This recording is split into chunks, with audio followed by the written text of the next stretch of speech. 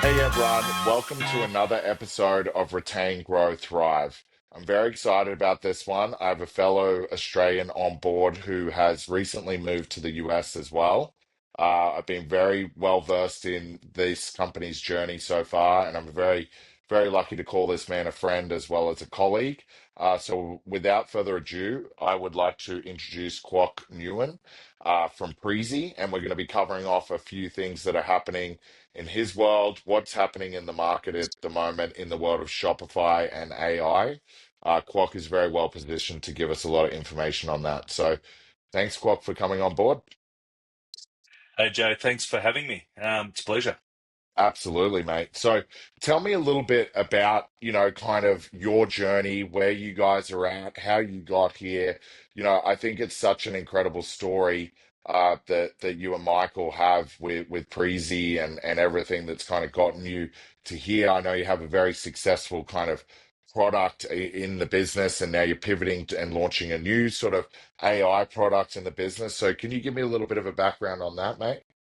Yeah, no. So I'm Quoc, co-founder, CFO by title. My background, just quickly, Joe, is I was in investment banking, forged a 20 odd year career doing that, and then sort of met my co-founder Michael about 6 7 years ago. He gave me this harebrained idea of how technology can help shoppers and consumers online in the way that we sort of expect and get in store. So um that was a while ago. So where I am today, I mean, we're 6 7 years into the business. We had a product that we called Journeys. Think of it as product quizzes, to really just help guide customers through that sort of online purchase discovery process, and that's been really great. But with AI sort of coming on board, Joe, we looked internally into the business and gone, what can we do to really utilize this technology?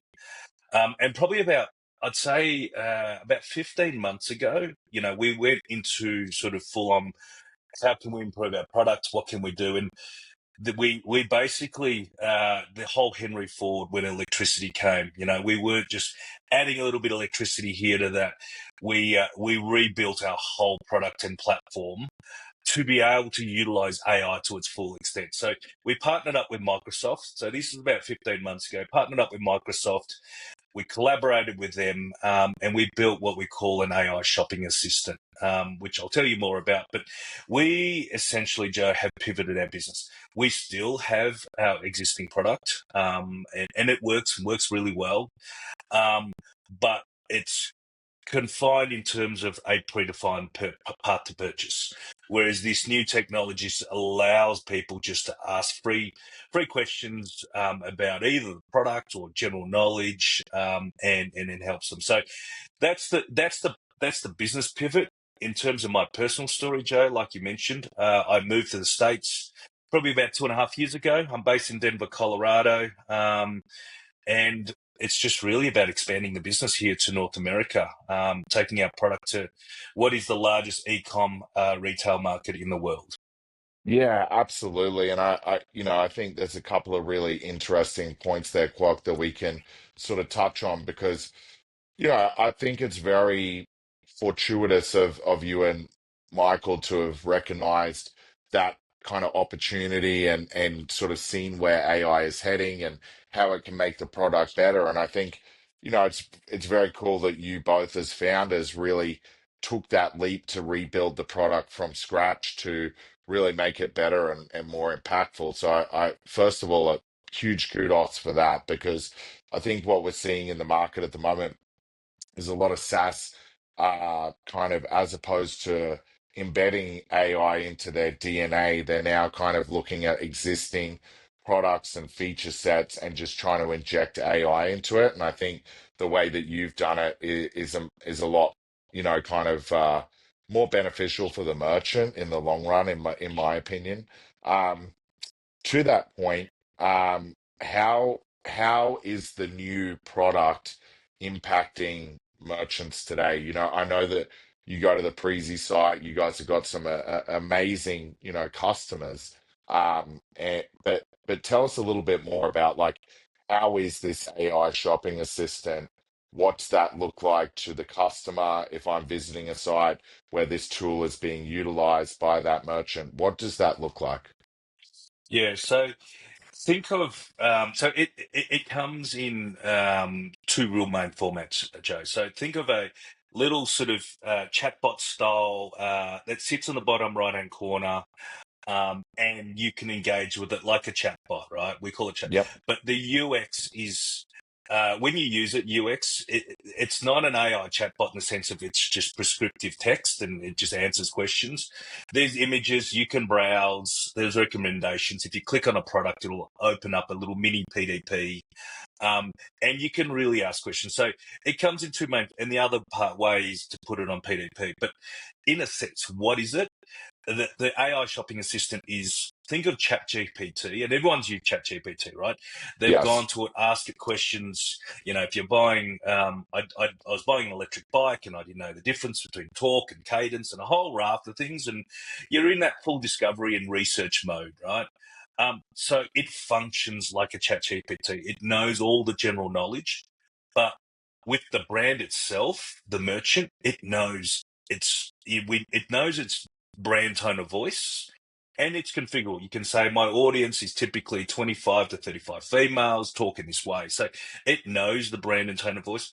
It also knows all its policies, its shipping policies, returns policies, but it knows its products. So it knows if you got 10,000 SKUs, it knows all those 10,000 products. It knows what Nice. matches, and it's using AI. So what we do is you're able to do really complicated search, Joe. And, I've been demoing out, and an example is a fashion business we work with called Blue Bungalow, large business, fashion business in Australia. And I can type in there, show me blue summer dresses under $200 in size 14. That's a 5-layer search. On their Yes. normal search bar itself, Joe, it will say no products match, can't help you. Yeah. But Yeah. when you use our tool, it'll actually nail it, and it'll show you blue summer dresses under $200 in size 14, and it'll show a carousel of images of dresses that suit your needs. And then you can browse and you can shop and whatnot, and further probe. What material is this dress? What is it good for? Can I hike in it, etc., etc. Nice. I love that. And I think the idea of matching, product, ICP tone of voice, I mean, that's so powerful. And, I guess, Quoc, you kind of mentioned this earlier. It's like, it is like having that in-store assistant experience, right? And that it's really personalizing that journey, albeit it is it is AI and machine learning, which is fascinating. Um, and it's cool. I mean, I have a wide range of guests, on the podcast, and I really like hearing, and having these conversations with founders, especially ones such as yourself who are making these, big kind of changes and leaps in this space. And I think, we probably have a wide varied audience here where it's, a combination of merchants, partners, potential customers, et cetera, as well as other founders. So what I'd love to just kind of dive into, a little bit more is, you know, who is your ICP when we talk about this? I mean, it sounds to me that there's such a blue ocean here and so many opportunities for you, and for the merchants who utilize the tech. But, is do you feel like the fashion vertical is going to get the most out of the tool, or what are your thoughts there? Yeah. So we only just launched the product. We actually launched it at Shop Talk in March Yeah. of this year. So it's brand new. In terms of where we're talking to a lot of partners, so the Growwaves of the world, other technology partners, as well as agency brands that have a lot of customers in their portfolio that might need this technology. So, to your audience that are looking for this sort of AI shopping assistant technology from a partnership perspective, I'd love to chat with them to explore those avenues. From a merchant and retailer perspective, Joe, its merchants are doing probably $15 million plus online a year. So it's and we've got a direct integration with Shopify, which is just makes it so easy and so seamless. But in terms of verticals, we are agnostic, Joe. So what I mean Yeah. by agnostic is it's to the point where you're saying we're trying to replicate or give that personalized in-store shopping experience when you walk into a jean store and somebody helps you with styling and sizing and all those sorts of things, and wrapping that from an online experience. So it can be laptops, it can be furniture, it can be clothing, it can be shoes. But what we're finding initially in terms of some of the success stories that we're seeing is fashion and apparel. Yeah. And fashion and apparel in the sense of, styling advice, but also sizing. Sizing, as you know, Joe, Mm. you work with a lot of fashion. It's a very hard, people quite often buy two of the same style product in two different sizes, and Yeah. you get a lot of returns issues. So if people can be helped with styling, I'm 5'7", I've got these dimensions. What size do you recommend? I'm a size whatever. So the other is appliances. So we're working with a Mm. large major appliance in Australia. Can't quite name them, but they're huge. So TVs, so complicated type Yeah. products where what is an OLED? I'm confused with OLED, QLED, and all of these TV technologies. Yes. Yeah. So appliances, and the other vertical that we're strong on is furniture. So, in terms of what is a dining set, I need wood, these types of materials.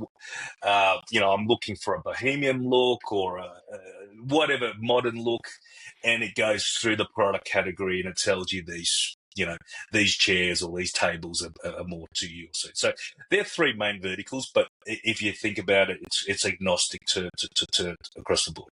Yeah, definitely. And I think, in regard to that, it kind of sounds to me like, when you think of those more traditional, retailer experiences, things like footwear, sizing, any of those sort of things instantly spring to mind. But you're 100% right. Like, I mean, I could even see, as an extension to the furniture piece. And I only say this because I recently went through this experience and it was, a partial nightmare. It's like getting a new mattress, right? Like being able to really get descriptive in terms of what I, as the customer, want. Also take into consideration what my wife wants out of a mattress. Being able to combine that and then get recommendations is massive because it saves so much time in terms of having to filter through Reddit and all of these blogs and forums and social posts and everything like that. And I imagine, when we look at this from a Growave partnership perspective, this would also pull reviews data. Is that correct, Quoc? Like you can see what is best reviewed. You can take the AI can take that feedback, feed that back to the person that's been left in a review. Is that correct? Yeah, so you can put into you can put into FAQ or into the data all the reviews, but as part of our roadmap is to actually have a direct integration with a Yeah, Growwave to be yeah, able to either get full 100 reviews or last 10 reviews so businesses will be able to access those reviews, and that's a huge when, as you know, Joe, when people shop, they just want confidence. They want to see the yes, reviews. They want to understand, you know, not what the business is telling, it's what other customers who have bought the product are saying about it. So yeah, no, yeah. that's huge. And it's certainly, it's certainly, part of it is it's doable in terms of current form, but we're going to be looking at direct integration so that it's even more powerful. Yeah, no, I think that's, incredible. It's almost like the amount of time saved. For me, it's like one of those things where if it's a big ticket item or it's to do with something that I, really enjoy or hobbies or whatever, I'm a buy once, cry once person. Like I want quality, I'm gonna spend on it and everything like that. So for little purchases, I'm more of a, you know, how quick can I make this purchase? And with more expensive buy once, cry once items, I kind of refer to them as I'm going to take my time with it. But if I have something Mm. that allows me to, really save that time, I'm going to be internally grateful for that. So I think that sounds like the solution that you guys have built. So that's incredibly Yeah. exciting. And I imagine the more a customer uses it, being that it's machine learning and AI, I'm assuming the more customers that use the tool are actually helping shape the experience for the next customer, which would be better as well. Is 100%. it? Yeah, Yeah, it yeah. is, and that's the part where as you can, you can optimize, and it's we call it fine tuning the AI, because it is AI at the end of the day, right? It spits out a level response based on general knowledge, large learning language models, as well as product range, etc. But with the world of Gen AI, it's all about prompting, fine tuning, giving instructions, guiding it towards. I'll give you an example, Joe. When this large appliance retailer, where you're looking at a TV, $1,000 TV, show me similar to, right? Um, Initially, when we launched it, it was showing $3,000 TVs. I got a budget of Mm, $1,000. mm, I mm. know similar to might be technology and brand, but so we can fine tune the AI to go show me products similar to products of technology and all that specs wise, but between 25% lower and upper. And straight Yeah, away, it's showing $750 TVs to 1250 type TVs when it's similar. So that's an example, as you mentioned, Joe. It's about fine tuning and improving the AI. Just one point I wanted, what we were talking about before, Joe, which I see is a huge trend. I don't know what you're seeing on your side, is consumers these days are using ChatGPT and oh to yeah, research and use. I don't know how you shop, but you shop for a mattress. I shop for an e-bike. I'm looking at new golf clubs now, but I'm using ChatGPT to really just dial in on some research around the types of different e-bikes, the brands, a whole raft of stuff. So I'm on a retail brand, and then I go off it on ChatGPT mm, asking it. So what I talk when I talk to merchants, retailers, and consumers is like, no, the number one golden rule in retail and e-commerce is keep them on your site. yeah, You've got the products, keep them on your site, keep them hooked. Don't get them to another source, call it Google, call it ChatGPT, where they might see a competitor brand, etc. So if you think about it, all the ChatGPT functionality, right? What is materials are good for summer, or tell me about the difference between torque and cadence sensors. It's all on the website. You're on that brand, and you're powering through. You could ask 10 questions. You can ask 20 questions. You yeah. get your confidence. You press add to cart. You Absolutely. haven't left your website. So, Yeah, that's a trend that we're telling people that, and shoppers. I mean, they used to go to Google and they Google search. Now they're going to ChatGPT. And as you know, Joe, ChatGPT are recommending. Do you want me to recommend some brands, some yeah, products? yeah. And all of a sudden you've kind of, you have them on your site and you've lost them at some other discovery piece. Absolutely. And I mean, from this podcast perspective, Quoc, Russ McCumber recently came on. We were talking about it from an SEO perspective about, how ChatGPT SEO is so important now versus the traditional just focusing on Google. Which means, on the other side of that is focusing on Bing because that's part of the Microsoft ChatGPT kind of ecosphere. So, it's really interesting. But to your point, perfect example of that was one of the startups I was at earlier in my career, being Fast, where it was like about removing that buyer friction and having, everything there. And it was being able to check out from the PDP with one click. So it's like that golden rule of like eliminating friction doesn't change, keeping everyone on the website and keeping people on the PDP. So I think, that's a very, very good use case and a very good example of how you've, outlined that to the merchants in the fact that, you know, keep people on the page. You don't want them going elsewhere and having the opportunity to go completely down a different rabbit hole and Yeah. exposed to a whole bunch of their competitors. So I think it's a very advantageous tech for merchants to utilize, which is super exciting. So very keen to, see the progression and continue to see the wins that you and Michael and the team are having. Um, I also want to kind of dive into this because we spoke about this as there is that opportunity for merchants here, watching this to get engaged and to check out this technology and everything like that. So first of all, Quoc, I'd like to just say, like, what is the best place for people who want to trial this, who want to check this out, who want to talk to you further about this incredible technology and how they can essentially have a dedicated, almost like storekeeper attached to their store. What's the best way for them to do that and to reach you? Yeah, so um, in terms of, I sort of covered up the whole. The two main value drivers, Joe, that we do is it's making more money by increasing conversions and customer experience when people engage. And the other part, and I touched on it, was helping around service inquiries.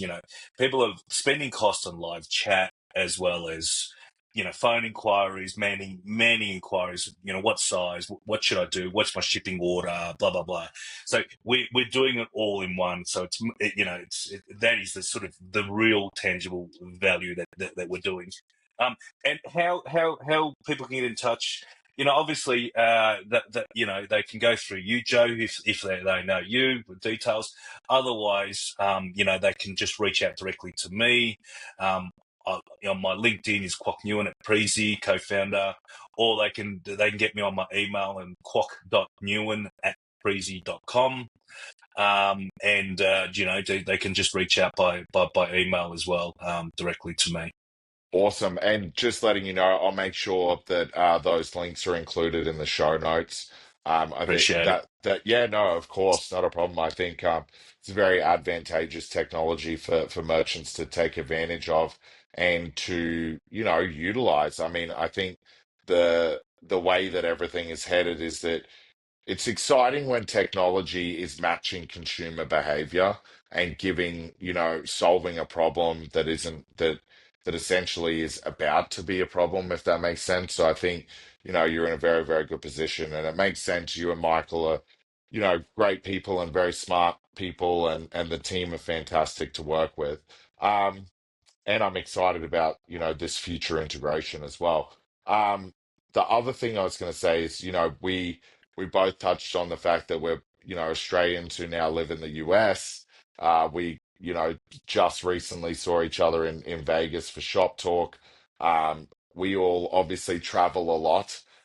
So a question I really like to ask, the guests of the podcast is, what is something you can't say a person that you cannot live without, whether you're at home or traveling?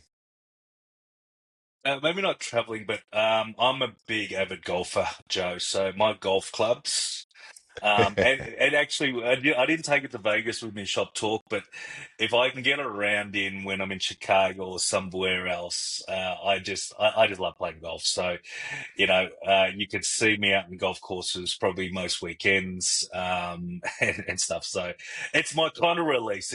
I'm going out and spending 4.5 hours in fresh air, and whacking a small ball that can be frustrating as hell, but when you nail a shot, it's very rewarding and satisfying. No, absolutely, Quack. I'm going to say it hands down. I'm definitely not going to be as skilled as you at golf, but it is something I do enjoy. One of my favorite experiences when I first moved to the US is I actually went to Torrey Pines with some of the Clavio team, and we Oh, played nice. around there, and it was beautiful course. And my stepdad is a massive, massive golf fan. Like he's turned to 80 soon actually, and he's just but he loves it. Like that's his thing, and he's very good. He enters a lot of amateur competitions and comes home with trophies and stuff. But when I told him that I was playing there, he was furious because it's on his It's like, bucket. how? It's his bucket Yeah. on his bucket list of courses to play. So hopefully in the future I get to play there with him at some point, or I'll watch him play and I'll hit the ball into the ocean by mistake. But no, love to hear that. And I mean, hopefully we can play around at ETAL West next Yeah, year. Obviously, there's a lot of yeah. good courses there, so maybe we can organize a partner event. Actually, now that I think of it, so That that would could be be good. cool. That would be good. That could be I'd cool. enjoy that. I mean, you get the best of the pleasure for me, that golf, and you actually can do it. I quite like going, doing business on the golf course. It's when I say do Oh, business, absolutely. taking a partner. It's all shits and giggles, right? Yeah, And yeah. it's a lot of fun. Yeah, absolutely. And I think also too, there's a big value in being able to, teach someone something in an environment. And obviously you've got the skill set where you can teach a little bit. So I think, teaching people is such a valuable thing, especially if it's something you're passionate about. So I completely relate to that. So yeah, that sounds like a good idea. Let's continue that as a conversation. But you and I could riff all day, particularly being Australians, particularly being in this space. But we do like to try and keep these at 30 minutes just Can, to keep can the I? keep. Yep. Yeah. So can I just, before you wrap up, Joe, one special promotional for your audience Yeah. and, Yeah. and your Absolutely. customers. So, Yep. we're launching the product, and for, your listeners, Growave listeners and this audience, if anybody wants to utilize the tool, we back our software. We're like, try it. There is no lock-in contracts. You can try it for a month, try it for 2 months. There is no, but for your audience here, Joe, if we go through and you mention that saw this podcast, the first month is free. So Oh, there amazing. is there is no, if somebody was like, "How wow, this is really cool. I want to chat with Quoc, blah blah blah," and they do use it, there is actually zero cost associated because the first month is free, and then you can hand back the keys after a month if you want. It doesn't cost you anything. But we back our software and hope that customers use it for months and years to come. Absolutely. No, that's very compelling. So I'll make sure that there's a link so that the audience can reach out and do that. I encourage everyone who's watching it to try it. I think I mean, to think that this is something that is now a possibility is incredible, and the fact that you can try this for 30 days free is massive. So thank you for that kind offer, Quoc. But yeah, mate, looking forward to this integration, looking forward to our continued partnership and friendship. Thank you so much for coming on, and I'll talk to you very shortly. Just going to close out with the audience, and we'll chat very shortly, my friend. Thank you so much. Thanks, Joe. Thanks for having me, and look forward to having a beer with you, mate. Cheers, mate. Chat to you soon. Thank you so Thanks. much, everyone, for tuning in to another episode of Retain, Grow, Thrive. If you'd like to take up Quoc's kind offer and test out this amazing AI shopping assistant tool from the Preezie team, you'll find the links below to reach out to Quoc. I encourage you to do it. If you're a customer of Growways, please stay tuned for the announcements soon in regards to that integration. Thank you all so much for joining us for another episode, and I'll see you again soon.